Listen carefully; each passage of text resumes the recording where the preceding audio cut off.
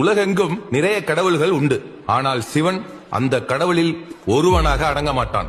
சிவன் உலகில் அனைத்து உயிரினங்களுக்கும் அறிவியலாய், அறிவாய், இறையாய் இருப்பவன்.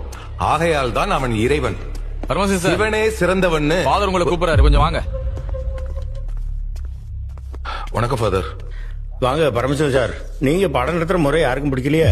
என்ன ஃபாதர் சொல்றீங்க? இது ஸ்கூலு. ஒன்னு காட்டுக்கத்த கத்தி அடுத்த கிளாஸ்ல உள்ளவங்களுக்கு கேட்கற மாதிரியா பாடம் நடத்தணும்? நான் ஒரு தமிழ் வாத்தியார். அதுவும் எடுக்கிற பாடம் பெரிய புராணம். அதை எப்படி அமைதியா எடுக்க முடியும்? கம்பீரமா தான் எடுக்க முடியும். அப்போ தேம்பாவளி நடத்துங்க. தேம்பாவளி தனியா, பெரிய புராணத்துக்கு தனியா மார்க் போடுதாவ, தமிழுக்குன்னு மொத்தமா தானே போடுதாவ? இப்ப புரியுது சார். என்னது? நான் பாடம் எடுக்கிறது உங்களுக்கு பிரச்சனை இல்ல, நான் எடுக்கிற பெரிய புராணம் தான் உங்களுக்கு பிரச்சனை. பரமசிவம் சார், இது கிறிஸ்தவ பள்ளிக்கூடம். நமக்கு சம்பளம் கொடுக்கறது கிறிஸ்தவிய. சார், எனக்கு கவர்மெண்ட் தான் சம்பளம் கொடுக்குது. எனக்கு மட்டும் இல்ல, உங்களுக்கு இங்க இருக்க எல்லாருக்கும் கவர்மெண்ட் தான் சம்பளம் கொடுக்குது. நீங்க இந்த அளவுக்கு பேசுறதுனாக்க நீங்க படிச்சிருக்கிற கல்வி தான் காரணம்.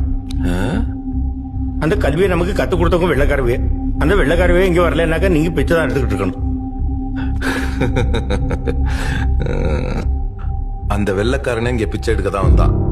அது மட்டும் இல்ல ஃபாதர், அவங்க அங்க ஆடுபாடு மேய்ச்ச காலத்திலேயே இங்க கல்வி அறிவு, அரசியல் அறிவு இருந்திருக்குன்னு ஜோசப் பெஸ்கி என்கிற வீரமா முனிவரே சொல்லியிருக்காரு.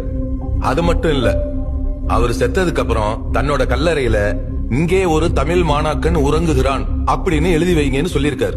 அப்படின்னா அந்த வீரமா முனிவருக்கு தமிழ் கத்து கொடுக்க ஒரு ஆசிரியர் இருந்திருப்பார்ல. என்னையெல்லாம் மாத்த முயற்சி பண்ணாதீங்க. வரேன் ஃபாதர்.